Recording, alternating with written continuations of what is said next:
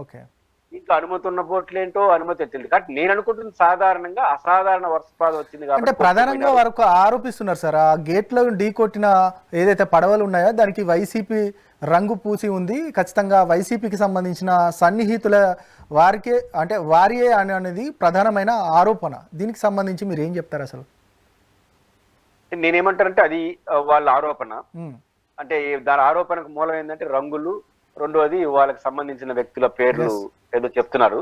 బహుశా ఎంపీ నందిగం సురేష్ గారు, ఆయన తలసరి రఘురామ్ సంబంధించిన రిలేటివ్స్ వాళ్ళకి సంబంధించి అంటున్నారు. నా పాయింట్ ఏంటంటే అధికారికంగా ఇసుక తీసుకునే బోట్లు కొన్ని ఉంటాయి, ఐరన్ బోట్లు ఉంటాయి. మీరు రాజకీయాలు తెలిసి అనధికారికంగా తీసుకుంటే, అధికారికంగా తీసుకునే వాళ్ళు పేర్లు పెట్టుకుంటారు అంతే కదా. అనధికారికంగా తీసుకునే వాళ్ళ పేర్లు ఎందుకు పెట్టుకుంటారు? పెట్టుకోరు. అధికారికంగా తీసుకో వాళ్ళ పేర్లు ఉన్నాయంటే అధికారికంగా లైసెన్స్ తీసుకున్నట్టే కదా. ఇసుక తీసుకునే దానికోసం తీసుకొని ఉంటే ఇప్పుడు తెలుగుదేశం అధికారంకి వచ్చి 100 రోజులు అవుతాను. జనరల్ గా లైసెన్స్ ఎప్పుడు ఇస్తారు మీకు తెలుసు కదా. 1 year కో 2 years కో 3 ఏళ్ళకో ఇస్తారు, ఒక టర్మ్ ఇస్తారు. బస్ అది ఇంకా కొనసాగుతూ ఉండొచ్చు. ఏది వాళ్ళకి సంబంధించిన లైసెన్స్ ఉంటే, లైసెన్స్ లేకపోతే అనధికారి.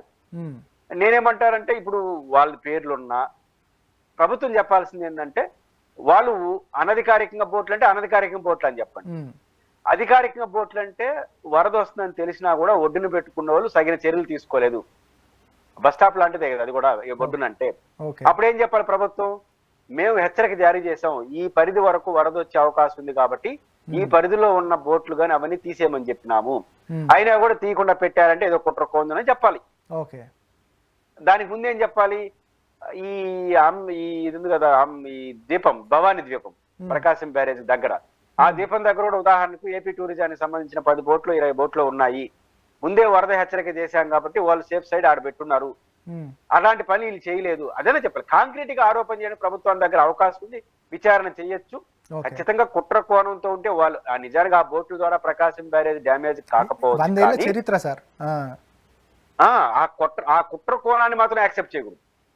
నిజంగా ఎవడైనా దురుద్దేశంగా గేట్లకు కానీ ప్రకాశం బ్యారేజ్కి అన్యాయం చేయాలని దురుద్దేశంతో ఏ పార్టీ ఓటు చేస్తున్నా కఠినమైన చర్యలు తీసుకోవాలి. మళ్ళీ ఇంకొకటి అట్లాంటి, ఎందుకంటే అది ప్రకృతి మన సమాజ సంపద ఇంపార్టెంట్. చేయండి, మీరు విచారణ చేయండి, మీకు ఆధారాలు ఉంటే చర్యలు తీసుకోండి. దానికి ముందు కొన్ని చెప్పాలి ప్రభుత్వం. ఏం చెప్పాలి? ఇప్పుడు వివేకానంద రెడ్డి గారి కేసులా దీన్ని అది కుదరదు, అది అర్థం పర్థమైన ఆరోపణ.